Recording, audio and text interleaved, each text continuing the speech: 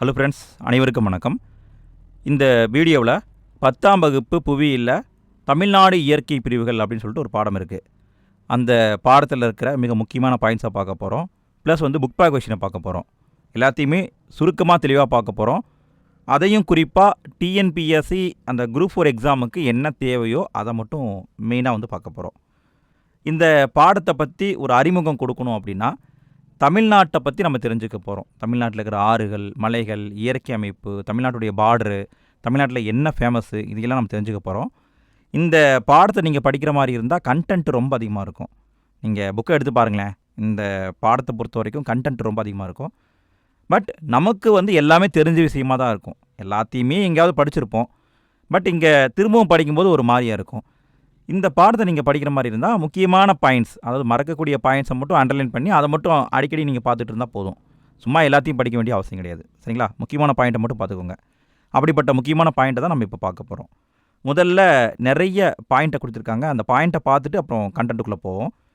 மொழி அடிப்படையில் மாநிலங்கள் மறுசீரமைப்பு செய்யப்பட்ட ஆண்டு எப்போன்னா 1956 மறுசீரமைப்பு பண்ணாங்க. இந்தியாவில் மொழி அடிப்படையில் தோற்றுவிக்கப்பட்ட முதல் மாநிலம் எதுன்னு பார்த்தா ஆந்திரா. இந்தியாவில் கடைசியாக உருவாக்கப்பட்ட மாநிலம் எது? கடைசியாக உருவாக்கப்பட்ட மாநிலம் தெலுங்கானா. 2014 ஜூன் 2 உருவாக்குனாங்க. அடுத்தது இப்போ ரீசெண்டாக ஜம்மு காஷ்மீரை யூனியன் பிரதேசமாக மாற்றிட்டாங்க. எப்போ மாற்றினாங்க அப்படின்னா 2019 அக்டோபர் 30 மாற்றினாங்க. தமிழ்நாடு அப்படிங்கிற பெயர் எப்போ சூட்டப்பட்டுச்சு அப்படின்னா 1969 ஜனவரி 14 இந்த பெயர் சூட்டப்பட்டது. அறிஞர் அண்ணா அவர்களால் சூட்டப்பட்டது. சென்னை அப்படின்னு மெட்ராஸை எப்போ மாற்றினாங்கன்னா 1996 மாற்றினாங்க. அடுத்தது தமிழ்நாடு மாகாணமாக பிரிக்கப்பட்ட பொழுது, அதாவது எப்போ பிரித்தாங்கன்னா மொழி அடிப்படையில் பிரித்தாங்க பார்த்தீங்களா? அப்போ இருந்த மாவட்டங்களின் எண்ணிக்கை 13 மாவட்டங்கள் தான் இருந்தது. அப்போ எத்தனை இருந்ததுன்னா 13 தான் இருந்தது. அந்த 13லேயும் 10 மாவட்டங்களை பிரித்து இப்போ கிட்டத்தட்ட 38 பக்கமாக கொண்டு வந்துட்டாங்க. ஆனால் இன்னும் 3 மாவட்டங்களை பிரிக்காமையே இருக்காங்க. அப்போ இருந்து அது அப்படியே இருக்குது. அது எந்தெந்த மாவட்டங்கள் அப்படின்னா சென்னை, நீலகிரி, கன்னியாகுமரி. இந்த 3 மாவட்டங்களையும் இன்னும் பிரிக்கவே இல்லை. அடுத்தது தமிழ்நாட்டுடைய அமைவிடத்தை பார்க்க போகிறோம். தமிழ்நாடு எங்கே அமைஞ்சிருக்கு அப்படின்னா அட்சரேகை, தீர்க்கரேகை இந்த அடிப்படையில் பார்த்தா வடக்கு அச்சம், அதாவது வடக்கு அட்சரேகையில் அமைஞ்சிருக்கு. வடக்கு அட்சரேகையில் 8 டிகிரி 4 அப்படிங்கிறதுலேருந்து 13 டிகிரி 35 இது வரைக்கும் அமைஞ்சிருக்கு. இது அட்சரேகை. அடுத்து கிழக்கு தீர்க்கம். தீர்க்கம்னு எடுத்துட்டா கிழக்கில் 76 டிகிரி 18லேருந்து 80 டிகிரி 20 வரைக்கும் இருக்குது. ஸோ இதை மட்டும் கொஞ்சம் பார்த்துக்கோங்க. கன்ஃபியூஷன் பண்ணுற மாதிரி இருக்கும். கன்ஃபியூஷன் ஆகாதீங்க. இந்த பகுதியை எப்படி கேட்கலாம் அப்படின்னா அச்சம் அப்படிங்கிறத தென் அச்சம், மேற்கு அச்சம் அப்படின்னு மாற்றி கூட கொடுக்கலாம். ஸோ வடக்கு அச்சம், கிழக்கு தீர்க்கம், இதை மட்டும் உன்னிப்பாக கவனிச்சுக்கோங்க. அடுத்து தமிழ்நாட்டின் பரப்பளவை பார்க்க போகிறோம். தமிழ்நாட்டின் மொத்த பரப்பளவு எவ்வளோன்னு பார்த்தா 1,30,058 சதுர கிலோமீட்டர்கள். 1,30,058 சதுர கிலோமீட்டர்கள். இந்தியாவில் பரப்பளவு அடிப்படையில் பார்த்தா 11வது பெரிய மாநிலம். தமிழ்நாடு 11வது இடத்துல இருக்குது. இந்திய நிலப்பரப்பில் தமிழ்நாட்டின் பங்கு எவ்வளோன்னு பார்த்தா 4%. 4% தமிழ்நாடு தான் வச்சுருக்கு. அடுத்தது தமிழ்நாட்டின் எல்லைகளை பார்க்க போகிறோம். தமிழ்நாட்டின் எல்லைகள் வடக்க, தெற்க, கிழக்க, மேற்க என்ன இருக்குது அப்படின்னு பார்த்தா கிழக்கு பகுதியில் தமிழ்நாட்டின் கடைசி எண்டு எதுன்னு பார்த்தா கோடியக்கரை. கிழக்கு பகுதியில் தமிழ்நாட்டின் கடைசி எண்டு கோடியக்கரை. மேற்கு பகுதியில் தமிழ்நாட்டின் கடைசி எண்டு ஆனைமலை. அதுவே வடக்கு பகுதின்னு பார்த்தா பழவேற்காடு ஏரி. அதே தெற்கு பகுதின்னு பார்த்தா கன்னியாகுமரி. இது எல்லாருக்குமே தெரிஞ்ச விஷயந்தான். அடுத்து தமிழ்நாட்டின் அண்டை மாநிலங்கள். 3 மாநிலங்கள் தமிழ்நாட்டின் அண்டை மாநிலங்களாக இருக்குது. மேற்கு பகுதியில் கேரளா இருக்குது. அதுவே வடக்கு பகுதியில் ஆந்திர பிரதேசம் இருக்குது. மேற்க கேரளா, வடக்க ஆந்திரா, வடமேற்கு சைடில் கர்நாடகா. அடுத்தது பாக் நீர் சந்தி. தமிழ்நாட்டையும் இலங்கையையும் பிரிக்கும் நீர் சந்தி பாக் நீர் சந்தி. அடுத்தது தமிழ்நாட்டின் இயற்கை அமைப்பை பார்க்க போகிறோம். தமிழ்நாட்டின் இயற்கை அமைப்பை 5ஆக பிரிக்கலாம். என்னென்ன அப்படின்னு பார்த்தா மேற்கு தொடர்ச்சி மலை, கிழக்கு தொடர்ச்சி மலை, பீடபூமிகள், கடற்கரை சமவெளி, உள்நாட்டு சமவெளி இப்படின்னு 5ஆக தமிழ்நாட்டின் இயற்கை அமைப்பை பிரிச்சிருக்காங்க. இந்த 5ஐயும் நம்ம கொஞ்சம் விளக்கமாக பார்ப்போம். முதல்ல மேற்கு தொடர்ச்சி மலையை பார்ப்போம். மேற்கு தொடர்ச்சி மலை எங்கே இருந்தால் நீலகிரியிலேருந்து கன்னியாகுமரி வரைக்கும் இருக்குது. 2500 கிலோமீட்டர் அளவுக்கு பறந்து விரிந்து காணப்படுது. இந்த மேற்கு தொடர்ச்சி மலைங்கிறது 7 முக்கிய மலை தொகுதியை கொண்டது. அதாவது இதுக்குள்ளே 7 முக்கியமான மலைகள் இருக்குது. என்னென்ன அப்படின்னு பார்த்தா நீலகிரி மலை, ஆனைமலை, பழனி மலை, ஏலக்காய் மலை, வருசநாடு மற்றும் ஆண்டிப்பட்டி மலை, பொதிகை மலை, மகேந்திரகிரி மலைன்னு சொல்லிட்டு 7 மலை தொகுதிகள் இதுக்குள்ளே இருக்குது. இதுக்குள்ளே இருக்கிற மலை தொகுதியை நம்ம கொஞ்சம் முக்கியமான பாயிண்ட் ஆஃப் வியூவில் பார்ப்போம். முதல்ல நீலகிரி மலையை பார்ப்போம்.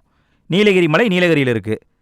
இந்த மலையில் என்ன ஸ்பெஷாலிட்டின்னு பார்த்தா 2000 மீட்டருக்கு மேல் உயரம் கொண்ட 24 சிகரங்கள் இருக்குது. முக்கியமான பாயிண்ட்டு கவனிச்சுக்கோங்க. 2000 மீட்டர் உயரம் கொண்ட 24 சிகரம் இருக்குது. இந்த நீலகிரி மலையில் தான் தமிழ்நாட்டின் மிக உயர்ந்த சிகரம் இருக்குது. அது என்னன்னு பார்த்தா தொட்டபெட்டா. தொட்டபெட்டாவின் உயரம் 2637 மீட்டர். தமிழ்நாட்டின் உயரமான சிகரம் தொட்டபெட்டா. தென்னிந்தியாவின் உயரமான சிகரம் ஆனைமலை. இதனெல்லாம் கவனிச்சுக்கோங்க. அடுத்தது இந்த நீலகிரி மலையில் 2வது உயரமான சிகரம் ஒன்று இருக்குது. அது என்னென்னா முக்குருத்தி. உயரம் 2554 மீட்டர். அடுத்து இந்த நீலகிரி மலையில் 2700க்கும் அதிகமான பூக்கும் தாவர வகைகள் இருக்குது. நீலகிரி வரையாடெல்லாம் இருக்குது. நீலகிரி வரையாடெல்லாம் நமக்கு எல்லாம் தெரிஞ்ச விஷயம்தான். ஸோ நமக்கு தெரியாத பாயிண்ட்னா 24 சிகரம் இருக்குது, தொட்டபெட்டா. இந்த 2 மட்டும் உன்னிப்பாக கவனிச்சா போதும். அடுத்தது நீலகிரி மலையை நீலமலை அப்படின்னு சொல்லுவாங்க. நீலமலைனாலும் நீலகிரி மலைனாலும் ஒன்று தான். அடுத்து ஆனைமலை. ஆனைமலையில் சில முக்கியமான இடங்கள் இருக்குது. இந்த இடங்களை மட்டும் நோட் பண்ணிக்கோங்களேன். ஏன்னா இந்த இடத்த கொடுத்துட்டு இது எந்த மலை தொகுதியில் இருக்குது அப்படின்னு கேட்கலாம். ஆனைமலையில் என்னென்ன இருக்குது அப்படின்னா ஆலியார் டேம் இருக்குது, திருமூர்த்தி டேம் இருக்குது, காடம்பாறை நீர்மின் நிலையம் இருக்குது, வால்பாறை மலைவாழ் இடம் இருக்குது, ஆனைமலை புலிகள் காப்பகம், ஆலியாறு பாதுகாப்பட்ட காடுகள், இதெல்லாமே ஆனைமலையில் இருக்குது. அடுத்து பழனிமலை.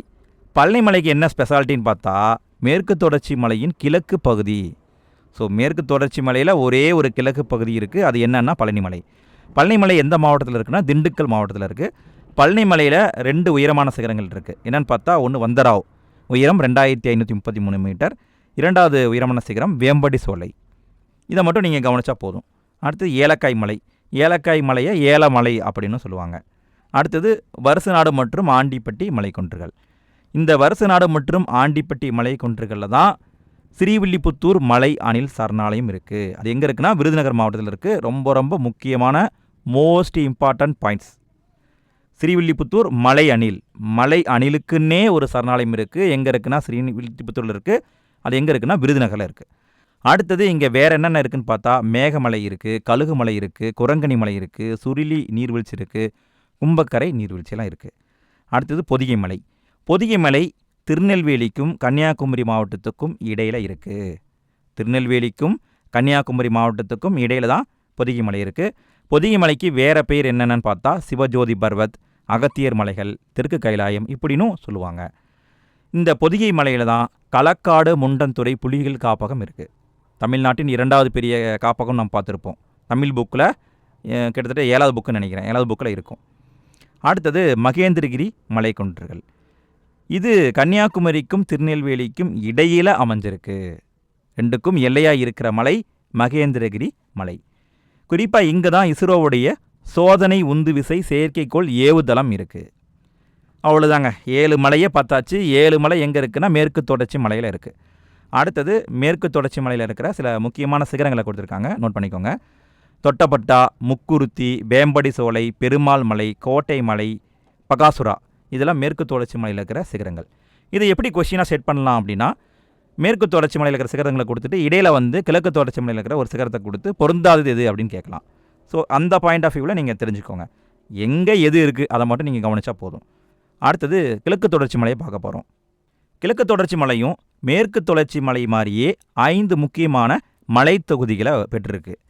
என்னென்ன மலை அப்படின்னு பார்த்தா ஜவ்வாது மலை, கல்வராயன் மலை, சேர்வராயன் மலை, கொல்லிமலை, பச்சை மலைன்ட்டு ஒரு 5 மலை தொகுதிகள் கிழக்கு தொடர்ச்சி மலையிலும் இருக்குது. ஒவ்வொரு மலை தொடராக பார்ப்போம். முதல்ல பார்க்குறது ஜவ்வாது மலை. ஜவ்வாது மலை எங்கே இருக்குன்னா திருவண்ணாமலை மற்றும் வேலூர் மாவட்டத்துக்கு இடையே எல்லையாக இருக்குது. திருவண்ணாமலை மாவட்டத்துக்கும் வேலூர் மாவட்டத்துக்கும் எல்லையாக இருக்கிறதே ஜவ்வாது மலை தான். இந்த ஜவ்வாது மலையில் ஒரு உயரமான சிகரம் இருக்குது. அது என்ன அப்படின்னு பார்த்தா மேல்பட்டு அப்படிங்கிற ஒரு சிகரம். குறிப்பாக இந்த ஜவ்வாது மலையில் ஒரு ஸ்பெஷாலிட்டி இருக்குது. என்னென்னா 1967 காவலூர் வானவியல் தொலைநோக்கி மையம் அப்படிங்கிற ஒரு தொலைநோக்கி மையம் அப்போ தொடங்கப்பட்ட போது ஆசியாவின் மிகப்பெரிய தொலைநோக்கி மையமாக இருந்தது. அது இங்கே அமைக்கப்பட்டிருக்கு. அது எந்த ஆண்டில் அமைக்கப்பட்டதுன்னா 1967. இதை மட்டும் நோட் பண்ணிக்கோங்க. அடுத்தது கல்வராயன் மலை. கல்வராயன் மலைங்கிறது கரலர் அப்படிங்கிற பழங்குடியினர் பேர்லேருந்து வந்திருக்கு. குறிப்பாக இந்த கல்வராயன் மலையை பற்றி சொல்கிறது என்ன அப்படின்னு பார்த்தா காவிரி ஆறுக்கும் பாலாறுக்கும் இடையே நீர் பிரிகை மேடாக இருக்கிறதே இந்த கல்வராயன் மலைதான். நல்லா கவனிங்க. காவிரி ஆறு இந்த பக்கம் இருக்குது, பாலாறு அந்த பக்கம் இருக்குது. இந்த ரெண்டையும் பிரிக்கிறது என்னன்னு பார்த்தா கல்வராயன் மலை தான். இந்த கல்வராயன் மலையை பொதுவாக ரெண்டாக பிரிப்பாங்க, சின்ன கல்வராயன், பெரிய கல்வராயன். இது எங்கே இருக்குதுன்னு பார்த்தா இந்த கல்வராயன் மலையில் வடக்கு பகுதியாக இருக்கிறத சின்ன கல்வராயன் சொல்லுவாங்க, தெற்கு பகுதியாக இருக்கிறத பெரிய கல்வராயன் சொல்லுவாங்க. அடுத்தது சேர்வராயன் மலை. இது எங்கே இருக்குன்னா சேலத்தில் இருக்குது. இந்த சேர்வராயன் மலையில் தான் உயரமான சிகரமான சோலைக்கரடு அப்படின்னு இருக்குது. குறிப்பாக கிழக்கு தொடர்ச்சி மலையில் உயரமான சிகரமே இந்த சோலைக்கரடு தான். இதோடைய உயரம் பார்த்தா 1620 மீட்டர். குறிப்பாக ஏழைகளின் ஊட்டின்னு சொல்லக்கூடிய ஏற்காடு எங்கே இருக்குன்னா அந்த சேர்வராயன் மலை தான் இருக்குது. அடுத்து கொல்லிமலை. கொல்லிமலை எங்கே இருக்குன்னா நாமக்கல் மாவட்டத்தில் இருக்குது. இந்த கொல்லிமலையின் பரப்பளவு பார்த்தா 2800 சதுர கிலோமீட்டர் பரப்பளவு கொண்டு இருக்குது. இங்கே ஒரு புகழ்பெற்ற ஒரு கோயில் இருக்குங்க. என்ன கோயில்னா அரப்பளீஸ்வரர் கோயில் அப்படின்னு ஒரு கோயில் இருக்குது. குறிப்பாக சோலைக்காடுகள் இந்த கொல்லிமலையில் தான் அதிகமாக காணப்படும். அடுத்தது பச்சை மலை. பச்சை மலைங்கிறது பெரும்பாலும் பார்த்தா ஒரு 3 டிஸ்ட்ரிக்டில் பரவி இருக்குங்க.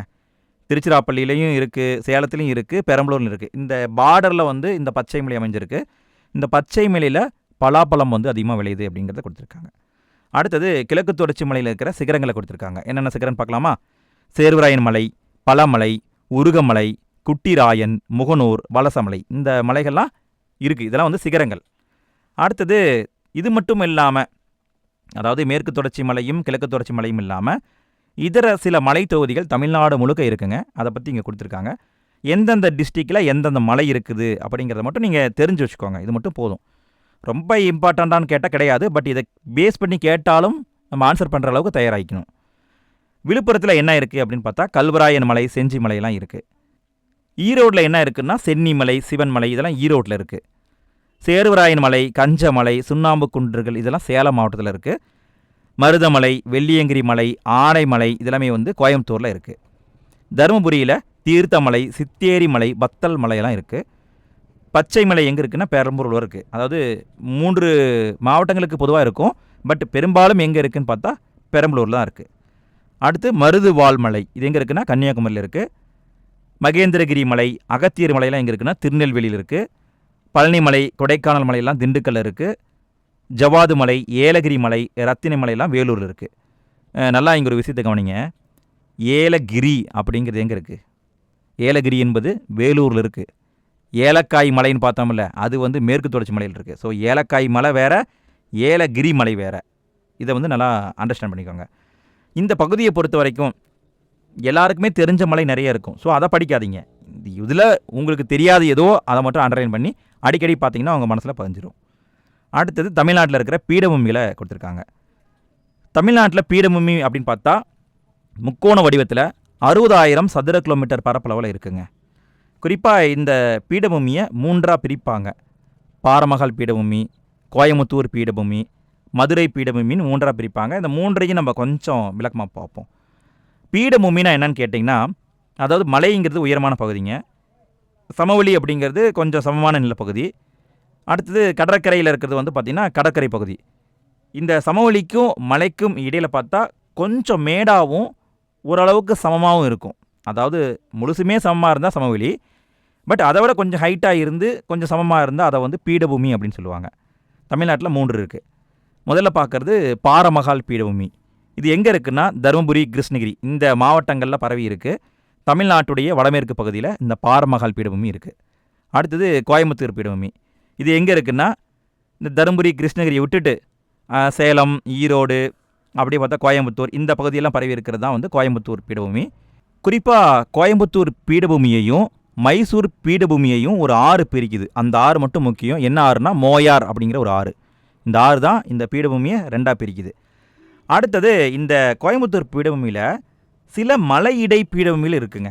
அதாவது மலைக்கு இடையிடையே சில வந்து பீடபூமிகள் இருக்குது. சமநிலை பகுதி இருக்குதுன்னு வச்சுக்கோங்களேன். உயரமான மலையெல்லாம் நிறைய இருக்குது, அந்த மலையிலேயே சில சமநிலை பகுதி இருக்குது. அதுதான் பீடபூமின்னு சொல்கிறாங்க. அதுக்கு எடுத்துக்காட்டு சிகூர் பீடபூமி. அடுத்தது மதுரை பீடபூமி. இது எங்கே இருக்குன்னா வைகை, தாமிரபரணி இந்த வடிநில பகுதியில் இருக்குது. அடுத்தது சமவெளிகள். தமிழ்நாட்டை பொறுத்த வரைக்கும் 2 முக்கியமான சமவெளிகள் இருக்குது. ஒன்று உள்நாட்டு சமவெளி, இன்னொன்று கடற்கரை சமவெளி.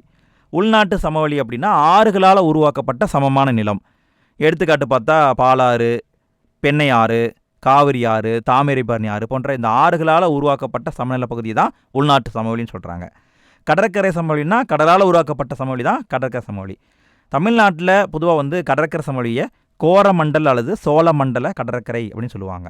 குறிப்பாக இந்த கடற்கரை சமவெளியை பொறுத்த வரைக்கும் எங்கன்னா சென்னையிலேருந்து கன்னியாகுமரி வரைக்கும் இருக்குது. அதில் குறிப்பாக ராமநாதபுரம், தூத்துக்குடி இந்த மாவட்டங்களில் நம்ம கடற்கரையோரங்களில் போய் பார்த்தா சிகப்பு நிறத்தில் மணல் குன்றுகள் பரவி இருக்கும். அந்த மணல் குன்றுகளுக்கு தேரி அப்படின்னு பேர். இந்த பேரை மட்டும் நல்லா மனசில் பதிய வச்சுக்கோங்க. சிகப்பு நிற மணல் குன்றுக்கு பெயர் தேரி. அடுத்தது கடற்கரை. குறிப்பாக தமிழ்நாட்டை பொறுத்த வரைக்கும் இந்தியாவில் 3வது பெரிய கடற்கரை கொண்ட மாநிலம். இந்தியாவில் மிக நீளமான கடற்கரை கொண்ட மாநிலம் அப்படின்னா குஜராத்து, 2வது ஆந்திரா, 3வது தமிழ்நாடு. தமிழ்நாட்டுடைய கடற்கரை நீளம் எவ்வளோன்னு பார்த்தா 1026 கிலோமீட்டர்கள். தமிழ்நாட்டில் சில முக்கியமான கடற்கரை இருக்குது. அதை கொடுத்துருக்காங்க பாருங்கள்.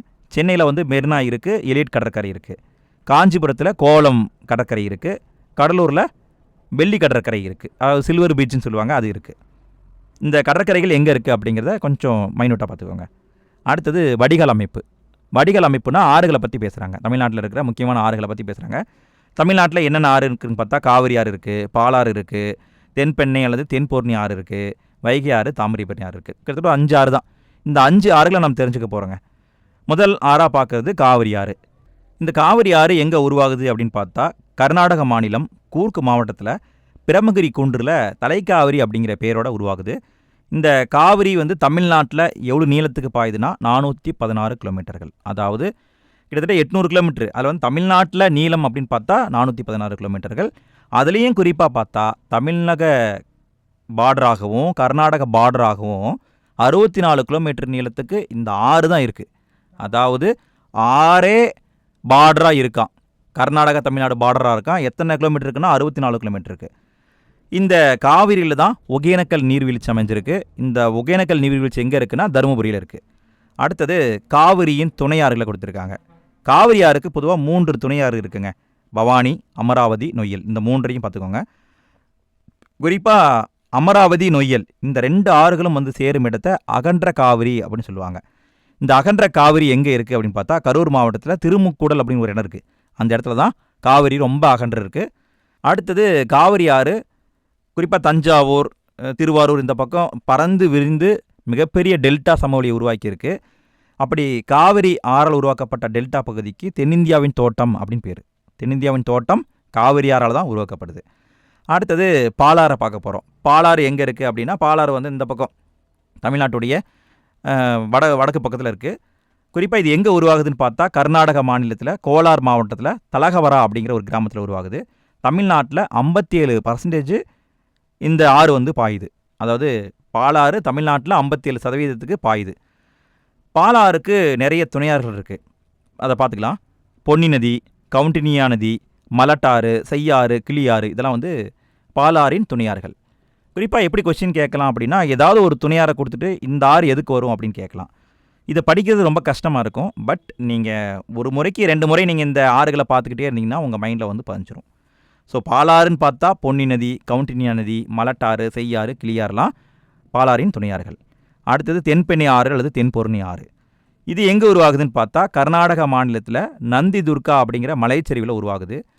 குறிப்பாக இந்த தென்பெண்ணை ஆறு தமிழ்நாட்டில் 77% அளவுக்கு பாயுது. இந்த தென்பெண்ணை ஆறுக்கு துணையாறுகள் என்னென்ன இருக்குதுன்னு பார்த்தா கெடிலம் நதி, பெண்ணையாறு, சின்னாறு, மார்க்கண்ட நதி, வாணி ஆறு, பாம்பன் ஆறு இதெல்லாம் தென்பெண்ணை ஆற்றின் துணையாறுகள். குறிப்பாக தென்பெண்ணை ஆறை புனித நதியாக சொல்லுவாங்க. இந்துக்களின் புனித நதின்னு சொல்லக்கூடிய நதி தென்பெண்ணை ஆறு. இப்படியோட கொஸ்டின் கேட்கலாம். நம்ம எல்லோரும் என்ன பண்ணுவோம்னா காவிரி ஆறுன்னு போட்டுருவோம். ஆனால் தப்பு. பெண்ணை ஆறு தான் இந்து சமயத்தின் புனித நதி. அடுத்தது வைகை ஆறு. வைகை ஆறு எங்கே உருவாகுதுன்னா வருசநாடு குன்றுகளில் உருவாகுது. அடுத்தது தாமிரபரணி. தாமிரபரணின்னு பேர் வர காரணம் என்னென்னு பார்த்தா தாமிரம் அப்படின்னா காப்பர்னு அர்த்தம், வர்ணின்னா சிற்றோடை அப்படின்னு அர்த்தம். அதாவது சிகப்பு நிறமாக இந்த கொஞ்சம் தண்ணி போகிற மாதிரி ஒரு மாதிரி கலரில் போகிறதுனால இதை தாமிரபரணின்னு பேர் வச்சுட்டாங்க. இதற்கு துணையாறுகள் என்னென்னு பார்த்தா பச்சையாறு, சிற்றாறு, காரையாறு, சேர்வலாறு, மணிமுத்தாறு, கடன நதி இதெல்லாம் தாமிரபரணி நதியின் துணை நதிகள். அடுத்தது தமிழ்நாட்டில் சில முக்கியமான நீர்வீழ்ச்சி இருக்குது, அதை கொடுத்துருக்காங்க. நீர்வீழ்ச்சிகள் ரொம்ப ரொம்ப முக்கியங்க. அதாவது எந்த இடத்துல இந்த நீர்வீழ்ச்சி இருக்குது அப்படிங்கிறத மட்டும் தெரிஞ்சிட்டிங்கன்னா போதும். ஆனால் கண்டிப்பாக இதை வச்சு கேள்வி கேட்கலாம். தருமபுரியில் ஒகேனக்கல் நீர்வீழ்ச்சி இருக்குது. திருநெல்வேலியில் கல்யாண தீர்த்தம், குற்றாலம் இதெல்லாம் வந்து இருக்குது. தேனியில் கும்பக்கரை நீர்வீழ்ச்சி, சுருளி நீர்வீழ்ச்சியெல்லாம் இருக்குது. நாமக்கல்லில் ஆகாய கங்கை நீர்வீழ்ச்சி இருக்குது. நீலகிரியில் கேத்தரின் நீர்வீழ்ச்சி, பைக்காரா நீர்வீழ்ச்சி எல்லாமே இருக்குங்க. அடுத்தது சேலத்தில் தான் கிள்ளியூர் நீர்வீழ்ச்சி இருக்குது. விருதுநகரில் ஐயனார் நீர்வீழ்ச்சி இருக்குது. ஐயனாரும் ரொம்ப முக்கியம், கிள்ளியூரும் ரொம்ப முக்கியம். அடுத்தது கோயம்புத்தூரில் வைதேகி, செங்குபதி, சிறுவாணி, கோவை குற்றாலம் எல்லாம் இருக்குது. திருப்பூரில் திருமூர்த்தி நீர்வீழ்ச்சி இருக்குது. மதுரையில் குட்டலாடம்பட்டி அந்த நீர்வீழ்ச்சி இருக்குது. கன்னியாகுமரியில் திருப்பரப்பு, காளிகேசம், உலக்கை, வட்டப்பாறையெல்லாம் இருக்குங்க. அடுத்தது தமிழ்நாட்டின் காலநிலையை பார்க்க போகிறோம். தமிழ்நாட்டின் சராசரி வெப்பநிலைன்னு பார்த்தா 18 degree Celsius to 43 degree Celsius. Minimum 18, maximum 43. தமிழ்நாட்டின் சராசரி மழையளவு, இது ரொம்ப ரொம்ப முக்கியமான பாயிண்ட்டு. எவ்வளோன்னு பார்த்தா 958.5 மில்லிமீட்டர்கள். தமிழ்நாட்டில் சராசரி மழையளவு எவ்வளோன்னு பார்த்தா 958.5 மில்லிமீட்டர்கள். அடுத்து தமிழ்நாட்டின் பருவகாலம். தமிழ்நாட்டில் 4 பருவகாலமும் இருக்குது. என்னென்ன காலம் அப்படின்னு பார்த்தா குளிர்காலம். தமிழ்நாட்டில் குளிர்காலம்னு பார்த்தா ஜனவரி டு பிப்ரவரி, இந்த 2 மாதம் தான் குளிர்காலம். அதுவே கோடை காலம்னு பார்த்தா மார்ச்லேருந்து மே மாதம் வரைக்கும் இருக்கும். தமிழ்நாட்டில் மார்ச் டு மே. அடுத்து தென்மேற்கு பருவக்காற்று காலம், இது ஜூன் டு செப்டம்பர். இந்த தென்மேற்கு பருவக்காற்று உருவாக காரணம் கொரியாசிஸ் விசை, இதை மட்டும் மைண்டில் வச்சுக்கோங்க. அடுத்தது வடகிழக்கு பருவக்காற்று காலம், அக்டோபர் டு டிசம்பர். இந்த வடகிழக்கு பருவக்காற்றை பின்னடையும் பருவக்காற்று அப்படின்னு சொல்லுவாங்க. குறிப்பாக தமிழ்நாட்டுக்கு அதிகமான மழைப்பொழிவை தரக்கூடிய பருவக்காற்று காலம்னு பார்த்தா அது வடகிழக்கு பருவக்காற்று காலம் தான். எவ்வளோன்னு பார்த்தா 48%. நல்லா கவனிங்க, 48% தண்ணி எந்த பருவகாலத்தில் கிடைக்குதுன்னா வடகிழக்கு பருவகாலத்தில் தான் கிடைக்குது. அடுத்தது தமிழ்நாட்டின் மிக அதிக மழை பெறும் பகுதியை சொல்லியிருக்காங்க. என்னென்னு பார்த்தா சின்னக்கல்லார். இது எங்கே இருக்குன்னா வால்பாறைக்கு பக்கத்தில் இருக்குது. இந்த சின்னக்கல்லார் இந்தியாவின் 3வது அதிக மழை பெறும் பகுதியாக இருக்குது. ஸோ இந்த பாயிண்ட்டு மிக மிக முக்கியம். அடுத்தது தமிழ்நாட்டில் இருக்கிற மண் வகைகளை சொல்லியிருக்காங்க. தமிழ்நாட்டில் எல்லா மண் வகையும் இருக்குது. எல்லாமே எங்கே இருக்குதுன்னு பார்த்துடலாம். முதல்ல வண்டல் மண்ணை பார்ப்போம். வண்டல் மண் எப்படி உருவாகுது? ஆறு கொண்டு வர படிவுகளை படி வைக்கிறதுனால வண்டல் மண் உருவாகுது. கரிசல் மண் எப்படி உருவாகுது? தீப்பாறை சிதைவதால் உருவாகுது. கரிசல் மண்ணை ரீகர் மண்ணுன்னு சொல்லுவாங்க, பருத்தி மண்ணுன்னு சொல்லுவாங்க. முக்கியமாக கவனிக்கணும், கரிசல் மண் வேணால் கொஸ்டினில் கேட்க வாய்ப்பு இருக்குது. ரீகர் மண் அல்லது பருத்தி மண்ணுன்னு சொல்லுவாங்க. தீப்பாறை சிதைவதால் உருவாகுது. அடுத்து செம்மண். தமிழ்நாட்டுடைய மொத்த பரப்பளவில் 3/2 பங்கு என்ன மண்ணுன்னு பார்த்தா செம்மண் தான். செம்மண் ஏன் சிகப்பாக இருக்குன்னா இரும்பு ஆக்சைடு இருக்குது. செம்மண் ஏன் சிகப்பு நிறமாக இருக்குன்னா இரும்பு ஆக்சைடு இருக்குது. அடுத்து சரளை மண். சரளை மண் எப்படி உருவாகுதுன்னா மழை பெஞ்சு மண்ணில் இருக்கிற சத்துக்கள் அடிக்கப்பட்டு அது கொண்டு போன பிறகு இருக்கிற எஞ்சிய அந்த மண் தான் சரளை மண். அடுத்து உவர் மண். உவர் மண்ணா உப்பு மண். எங்கே இருக்குன்னா சோழமண்டல கடற்கரை பகுதியில் மட்டும்தான் இருக்குது. அடுத்தது தமிழ்நாடு மேற்கொள்ளும் பாதிப்புகளை சொல்லியிருக்காங்க. தமிழ்நாட்டில் மண் அரிப்பு இருக்குது, இதை பற்றி இங்கே கொடுத்துருக்காங்க. இஸ்ரோ பாலைவனமாதல் நில வரைபடம் அப்படிங்கிற ஒரு வரைபடத்தை தயாரிச்சிருக்காங்க. அதாவது இந்தியாவில் நிலப்பரப்பு எப்படி பாலைவனமாக மாறிக்கிட்டு இருக்குது அப்படிங்கிற ஒரு வரைபடத்தை தயாரிச்சிருக்காங்க. அந்த வரைபடத்தில் தமிழ்நாடும் இடம்பெற்றிருக்கு. தமிழ்நாட்டுடைய மொத்த நிலப்பரப்பில் 12%, எவ்வளோ பெரிய விஷயம் பாருங்கள், 12% பாலைவனமாகிறது அல்லது நிலம் சீரழிஞ்சு போகிறது. இந்த 2 ரீசனால் பாதிக்கப்பட்டிருக்கு அப்படின்னு இஸ்ரோ சொல்லியிருக்காங்க. நல்லா கவனிங்க, 12% பாதிக்கப்பட்டிருக்கு, 2 வழிகளில் பாதிக்கப்பட்டிருக்கு. இதில் அதிகமாக பாதிக்கப்பட்ட பகுதிகள்னு பார்த்தா தேனி மாவட்டம், நீலகிரி மாவட்டம், கன்னியாகுமரி மாவட்டம், இந்த 3ஐயும் சொல்லலாம். அடுத்தது தமிழ்நாட்டின் இயற்கை தாவரங்களை பற்றி சொல்கிறாங்க. தமிழ்நாட்டில் என்னென்ன தாவரங்கள் இருக்குது அப்படிங்கிறத பற்றி சொல்கிறாங்க. அதுக்கு முன்னாடி ஒரு முக்கியமான பாயிண்ட் கவனிப்போம். 1988 தான் தேசிய வனக்கொள்கை அப்படிங்கிறது கொண்டு வரப்பட்டது. ரொம்ப ரொம்ப முக்கியமான பாயிண்ட்டு. தேசிய வனக்கொள்கை எப்போ கொண்டு வந்தாங்க? 1988. அதில் என்ன சொல்லியிருக்காங்கன்னா புவியின் பரப்பில் 3/1 பங்கு காடாக இருக்கணும், 3/1 பங்கு காடாக இருக்கணும் அப்படின்னு சொல்லிட்டாங்க. அப்படி இருக்கான்னு கேட்டால் கண்டிப்பாக இப்போ இல்லை. ஏன்னா 2017 மாநில வன அறிக்கை அப்படிங்கிறத வெளியிட்டாங்க.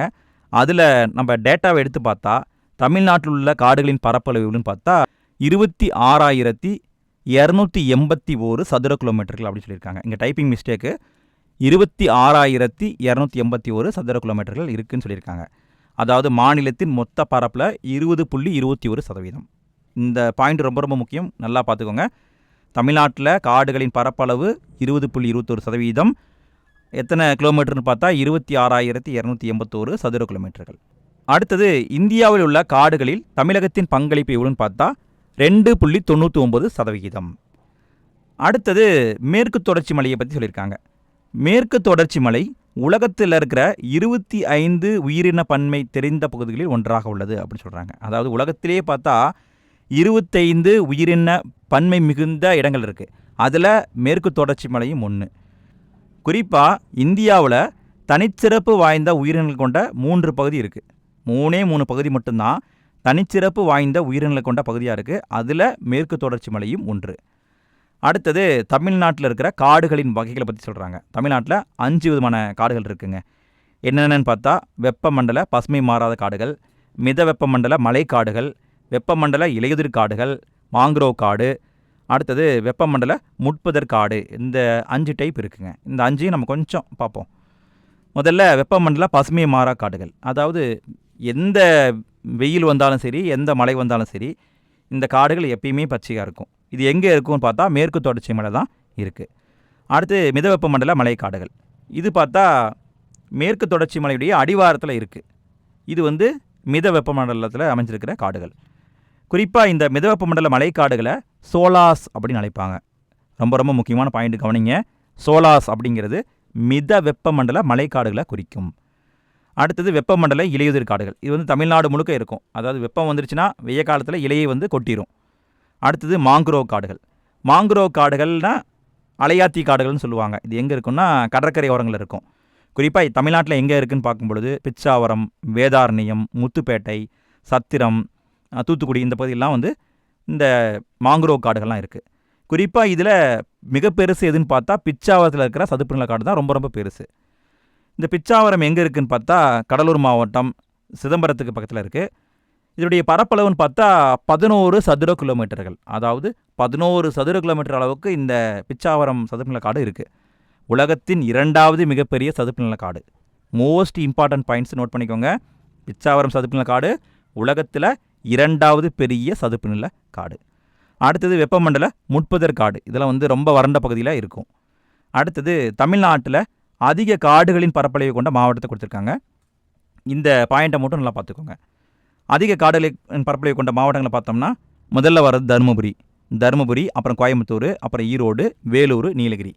இதை என்ன பண்ணலான்னா ஒரு ஆர்டராக பொறுத்த சொல்லலாம். சரியான வரிசையில் அமைக்க அப்படின்னு சொல்லிட்டு இறங்கு வரிசை அல்லது ஏறு வரிசையில் கேட்கலாம். ஸோ பாயிண்ட்டை நல்லா பார்த்துக்கோங்க. காடு அதிகமாக இருக்கிறது தருமபுரி, 2வது கோயம்புத்தூர், 3வது ஈரோடு, 4வது வேலூர், 5வது நீலகிரி. அடுத்தது தமிழ்நாட்டில் இருக்கிற வன உயிரினங்கள். தமிழ்நாட்டில் 3 உயிர்கோள பெட்டகங்கள் இருக்குங்க. உயிர்கோள பெட்டகம் அப்படிங்கிறது மிக மிக முக்கியமான இடம். தமிழ்நாட்டில் 3 இருக்குது, இந்தியாவில் 18 இருக்குது.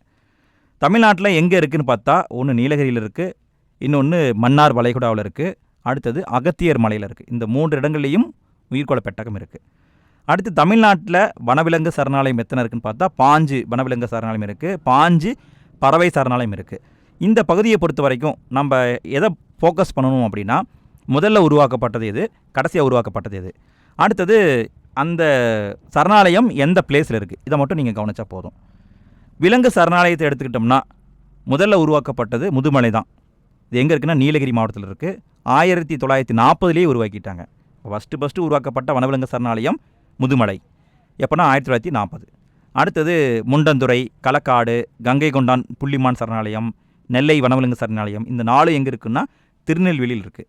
குறிப்பாக அந்த நெல்லை வனவிலங்கு சரணாலயம் இதுதான் கடைசியாக உருவாக்கப்பட்ட சரணாலயம். எங்கே இருக்குன்னா திருநெல்வேலியில் இருக்குது. புள்ளிமான் அப்படின்னு சொன்னால் ஒன்று தான் இருக்குது, கங்கை கொண்டான். இதை நல்லா கவனிச்சுக்கோங்க. அடுத்தது கோடியக்கரை. இது எங்கே இருக்குன்னா நாகப்பட்டினத்தில் இருக்குது. இந்திரா காந்தி வனவிலங்கு சரணாலயம் எங்கே இருக்குன்னா கோயம்புத்தூரில் இருக்குது. வளநாடு கருப்பு மான் சரணாலயம் தூத்துக்குடியில் இருக்குது. ஸோ கருப்பு மான் இந்த மாதிரி விலங்குகள் பெயரை ஸ்பெசிஃபிக்காக கொடுக்குறாங்க அப்படின்னா கண்டிப்பாக அதை பேஸ் பண்ணி கொஸ்டின் கேட்பாங்க.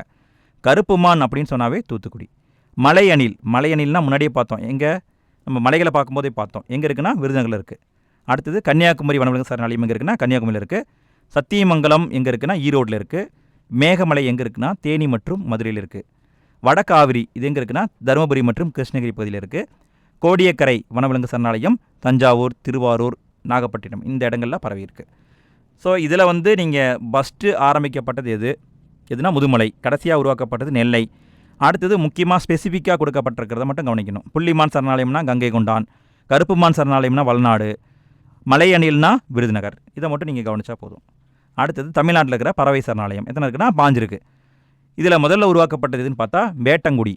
வேட்டங்குடி எப்போ உருவாக்கப்பட்டதுன்னா 1977 உருவாக்கப்பட்டது. எங்கே இருக்குன்னா சிவகங்கையில் இருக்குது. அடுத்தது பார்த்தா பழவேற்காடு. பழவேற்காடு எங்கே இருக்குன்னா திருவள்ளூரில் இருக்குது. அப்புறம் கரிக்கிளி, வேடந்தாங்கல் எங்கே இருக்குன்னா காஞ்சிபுரத்தில் இருக்குது. அடுத்து பார்த்தா கஞ்சிரங்குளம், சித்திரங்குடி, மேல் செல்வனூர், கீழ் செல்வனூர், தீர்த்தங்கல், சக்கரக்கோட்டை எல்லாமே ராமநாதபுரத்தில் இருக்குது.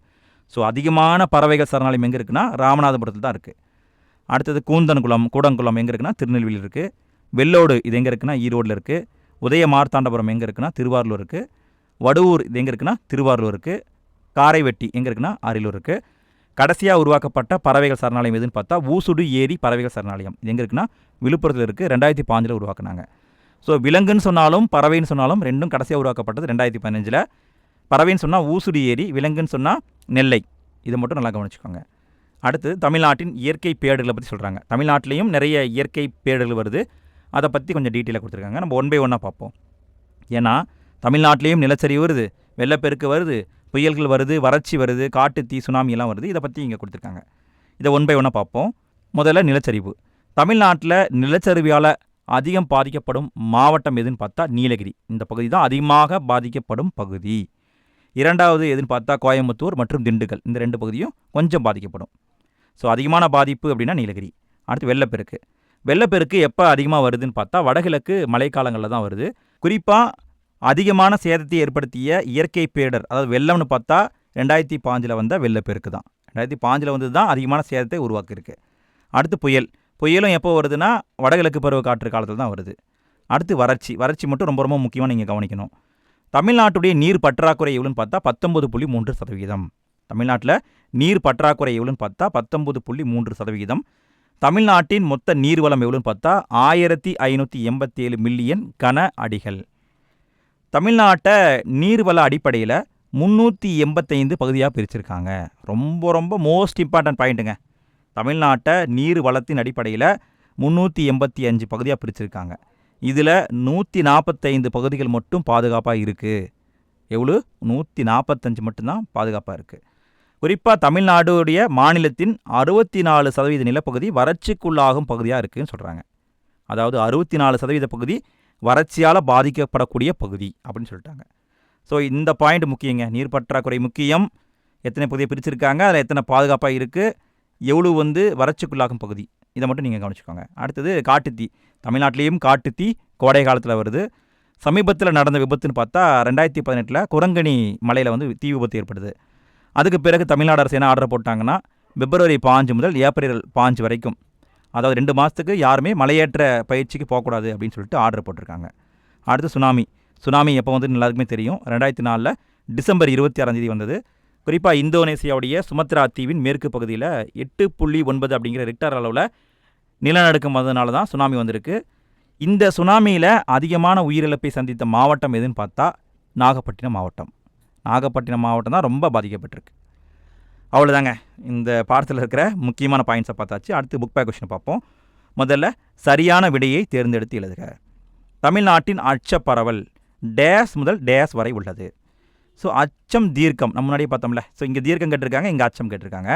இதில் பாருங்கள் வடக்கு தெற்கு மாற்றி கொடுத்துருக்காங்க பாருங்கள். அச்சம்னாவே நான் என்ன சொன்னேன், வடக்கு அச்சம். ஸோ 8°4 13°35 வரைக்கும் வட அச்சத்தில் தமிழ்நாடு அமைஞ்சிருக்கு. இரண்டாவது கேள்வி தீர்க்கம். தீர்க்கம்னு சொன்னால் கிழக்கு தீர்க்கம், அதாவது 76°18 80°20 வரைக்கும் கிழக்கு தீர்க்கத்தில் அமைஞ்சிருக்கு.